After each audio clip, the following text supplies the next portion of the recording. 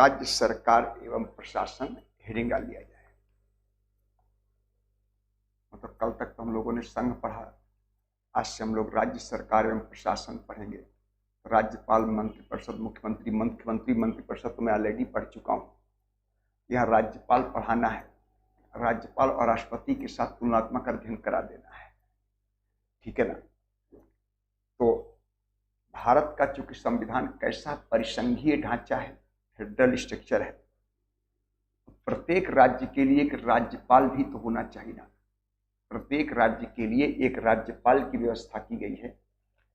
लेकिन आर्टिकल 1 जब हम लोग पढ़ते हैं कि India oblique Bharat union of state, तो अगर संघ में राज्य का रिप्रेजेंटेटिव राज्यसभा है तो फिर राज्य में भी तो संघ का रिप्रेजेंटेटिव होना चाहिए। राज्य में संघ को रिप्रेजेंट करने वाली संस्था राज्यपाल है। जिस प्रकार संघ में राज्य को रिप्रेजेंट करने वाली संस्था राज्यसभा है, उसी प्रकार राज्य में संघ को रिप्रेजेंट करने वाली संस्था राज्यपाल है। राज्यपाल राज्य में संघ सरकार का रिप्रेजेंटेटिव है। एक तो ये है ही है, और दूसरा कि राज्यपाल राज्य का संवैधानिक मुखिया भी है।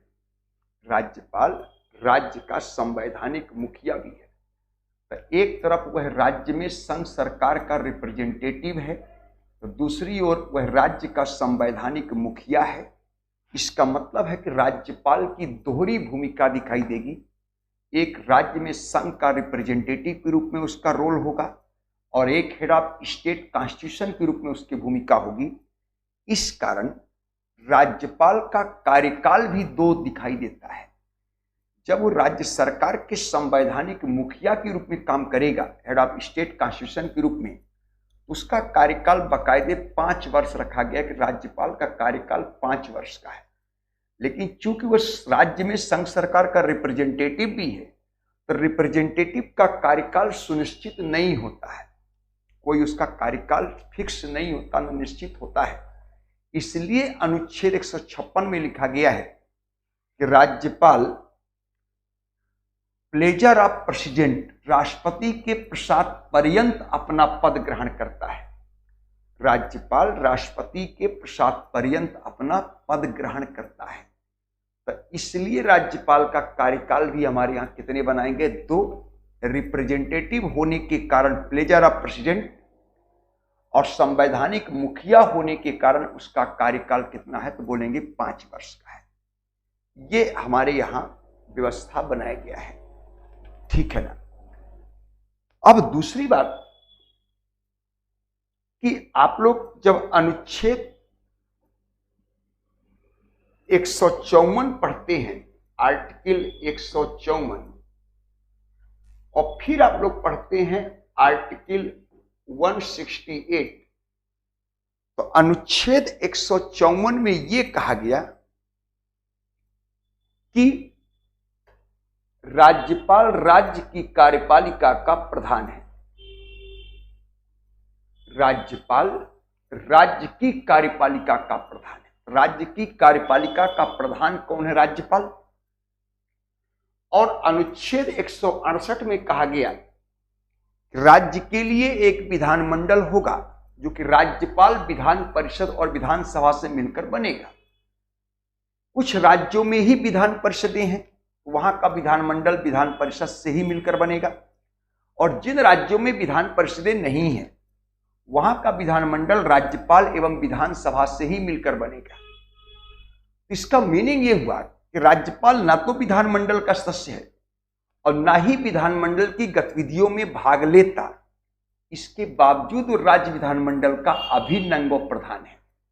इसका मतलब जो राज्य की कार्यपालिका का प्रधान है राज्यपाल, वही राज्यपाल राज्य की विधानमंडल का भी प्रधान है। जो राज्यपाल राज्य की कार्यपालिका का प्रधान है वही राज्यपाल राज्य का विधानमंडल का भी प्रधान है। जो कार्यपालिका का प्रधान वही विधायिका का प्रधान। इसका मतलब कार्यपालिका और विधायिका या विधायिका और कार्यपालिका के बीच शक्ति समन्वय का सिद्धांत दिखाई देगा। शक्ति समन्वय का सिद्धांत दिखाई दे रहा है। तो जहां शक्ति समन्वय का सिद्धांत होता है उस शासन प्रणाली को संसदीय शासन प्रणाली कहा जाता है। संसदीय शासन प्रणाली, इसका मीनिंग हुआ कि हमारे यहां संघ के साथ साथ राज्यों में भी पार्लियामेंट्री सिस्टम को अडॉप्ट किया गया है। हमारे भारत में संघ में ही नहीं है बल्कि राज्यों में भी पार्लियामेंट्री सिस्टम है। यह इस बात की पुष्टि करता है क्योंकि जो कार्यपालिका का प्रधान है वही विधायिका का प्रधान, तो कार्यपालिका और विधायिका के बीच शक्ति समन्वय का सिद्धांत होता है। दोनों शक्तियों के बीच संतुलन बना हुआ समन्वय है। इसका मतलब है जहां शक्ति समन्वय का सिद्धांत होगा उस देश की शासन प्रणाली को क्या बोलेंगे? Parliamentary system. इसका मतलब हमारे यहाँ संघ में ही नहीं बल्कि राज्यों में भी संसदीय शासन प्रणाली को स्वीकार किया गया। हमारे यहाँ राज्य में भी पार्लियामेंट्री सिस्टम आपको दिखाई दे रहा है। बिल्कुल ठीक है। इतना समझ में आ रहा है? जल्दी बोलो, इतना समझ में आया कि नहीं आया? इतना ये सारी बातें समझ में आ रहा है कि राज्य में भी पार्लियामेंट्री सिस्टम है। अगर राज्य में पार्लियामेंट्री सिस्टम है तो इसका मतलब वो कि राज्यपाल राज्य की कार्यपालिका का नाम मात्र का प्रधान है। वास्तविक प्रधान राज्य मंत्रिपरिषद और मुख्यमंत्री होगा। वास्तविक प्रधान कौन होगा? राज्य मंत्रिपरिषद और मुख्यमंत्री होगा। लेकिन चूंकि राज्यपाल राज्य में संघ सरकार का रिप्रेजेंटेटिव भी है, इसका मतलब राज्यपाल के माध्यम से संघ सरकार का राज्य पर वर्टिकल कंट्रोल है, सीधे नियंत्रण, लंबवत नियंत्रण है। इस कारण अनुच्छेद 163 सब क्लॉज 1 में राज्यपाल कई मामलों में एकमात्र न्यायाधीश के रूप में काम करता है। राज्यपाल कई मामलों में एकमात्र न्यायाधीश है। इसका मतलब उसको सेल्फ डिसीजन पावर है, जिसके लिए वह राज्य मंत्रिपरिषद और मुख्यमंत्री से परामर्श की अपेक्षा नहीं करेगा। न उससे परामर्श लेना है और न ये परामर्श की अपेक्षा करे। वो अपना सेल्फ डिसीजन पावर का इस्तेमाल करते हुए काम कर सकता है। इसलिए कई बार राज्यपाल का पद क्या रहा, विवादित दिखाई देता है, क्योंकि वो अपने आप को संवैधानिक मुखिया कम और राज्य में संघ सरकार का रिप्रेजेंटेटिव ज्यादा मानता है। और रिप्रेजेंटेटिव मानते हुए वो अपने स्वनिर्णय की शक्ति का उपयोग करना शुरू कर देता है। ये जो स्वनिर्णय की शक्ति है इसका उपयोग करेगा तो उसके लिए तो उपयोग है, लेकिन राज्य सरकार के लिए दुरुपयोग होगा। तो यहीं पर सीएम एवं गवर्नर के बीच क्या दिखाई देगा? डिस्प्यूट दिखाई देगा। गवर्नर और सीएम के बीच विवाद दिखाई देगा। कंफर्म हुआ? क्यों विवाद दिखाई देगा? ये इस अनुच्छेद का उपयोग करना शुरू कर देता है, क्योंकि यह अनुच्छेद मिला ही उसको रिप्रेजेंटेटिव होने के नाते है। इसलिए कई बार राज्यपाल का पद आप लोग देखे होंगे विवाद के घेरे में आ जाता है। राज्यपाल का पद कई बार विवादित दिखाई देगा आप लोगों को, ठीक है ना? तो ये प्रश्न उठता है। अब मन में आपके भी प्रश्न होगा, ये मन में प्रश्न तो हाई होगा ही कि राज्यपाल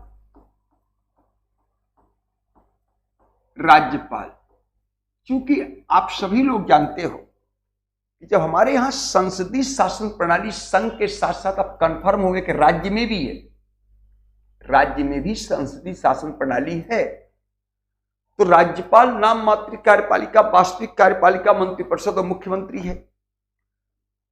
तो संघ में संसदीय शासन प्रणाली है तो वहां राष्ट्रपति नाम मात्र कार्यपालिका, वास्तविक कार्यपालिका, मंत्रिपरिषद और प्रधानमंत्री है। तो वहां तो राष्ट्रपति चुना हुआ है। राष्ट्रपति, भारत का राष्ट्रपति बकायदे चुना हुआ है। ठीक है, उसका चुनाव प्रत्यक्ष तो नहीं है, प्रत्यक्ष रूप से जनता के द्वारा नहीं है, लेकिन वो अप्रत्यक्ष रूप से तो जनता के द्वारा ही चुना गया है ना।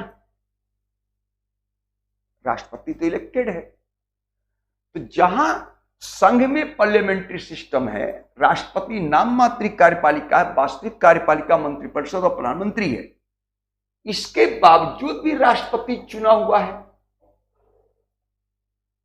जबकि राज्य के भी यही पोजीशन है। राज्य की भी यही पोजीशन दिखाई देता है कि राज्य में ही पार्लियामेंट्री सिस्टम है। राज्यपाल भी नाम मात्र कार्यपालिका, वास्तविक कार्यपालिका मंत्रिपरिषद और मुख्यमंत्री है। तो फिर ऐसी स्थिति में राज्यपाल का भी चुना हुआ होना जरूरी था। राज्यपाल को भी चुना हुआ होना आवश्यक था कि राज्यपाल भी इलेक्टेड होता। लेकिन आप लोग सभी लोग जानते हैं कि ना तो राज्यपाल प्रत्यक्ष रूप से जनता के द्वारा चुना है और ना ही राज्यपाल अप्रत्यक्ष रूप से जनता के द्वारा चुना गया है। ना प्रत्यक्ष रूप से जनता के द्वारा चुना है और ना ही अप्रत्यक्ष रूप से जनता के द्वारा चुना है। इसका मतलब राज्यपाल चुना हुआ नहीं है, जबकि राष्ट्रपति चुना हुआ है। ये तो मन में प्रश्न आना चाहिए कि राष्ट्रपति का चुनाव है, राज्यपाल का चुनाव क्यों नहीं है? तो ध्यान रखिएगा, हमारे यहां गणराज्य है, गणतंत्रीय व्यवस्था है, भारत के राजनीतिक व्यवस्था गणराज्य है और भारतीय गणराज्य का प्रधान राष्ट्रपति है। इसका मतलब है कि हमारे यहां संघ गणराज्य है, संघ गणराज्य है। हमारे यहां कोई भी राज्य को गणराज्य नहीं बनाना था। हम लोगों को भारत में किसी भी राज्य को गणराज्य नहीं बनाना था।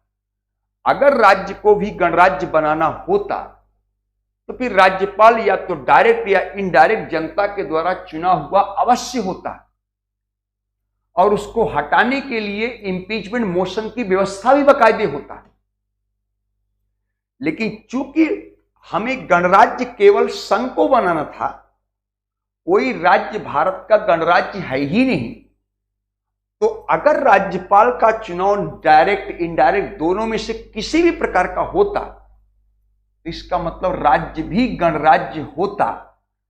लेकिन संविधान विशेषज्ञों ने हमारे यहां जो व्यवस्था बनाया वो भारत को गणराज्य बनाने की व्यवस्था किया कि संघ गणराज्य होगा, भारत का कोई भी राज्य गणराज्य नहीं होगा। इसलिए हमने संघ में गणराज्य व्यवस्था को रखा, हमने किसी राज्य के लिए गणराज्य व्यवस्था को रखा ही नहीं। इसलिए राज्यपाल न डायरेक्ट होगा न इनडायरेक्ट किसी भी प्रकार का इलेक्टेड नहीं होगा, क्योंकि चाहे डायरेक्ट इलेक्टेड होगा तो गणराज्य होगा और इनडायरेक्ट वह इलेक्टेड होगा तो भी तो गणराज्य होगा, क्योंकि राष्ट्रपति का चुनाव तो इनडायरेक्ट, तब भी तो भारतीय गणराज्य का प्रधान है ना। इसका मतलब है कि राज्य को कहीं भी गणराज्य हमको नहीं बनाना था। आया बात समझ में? राज्य को गणराज्य बनाना ही नहीं था, इसलिए हमने राज्यपाल को चुना नहीं। तो दो तर्क तो क्लियर हो गया कि अगर प्रत्यक्ष रूप से जनता के द्वारा, तो अब प्रश्न उठता है, इतना कंसेप्ट क्लियर हो गया तो प्रश्न उठता है कि राज्यपाल का चुनाव क्यों नहीं, राज्यपाल चुना हुआ क्यों नहीं?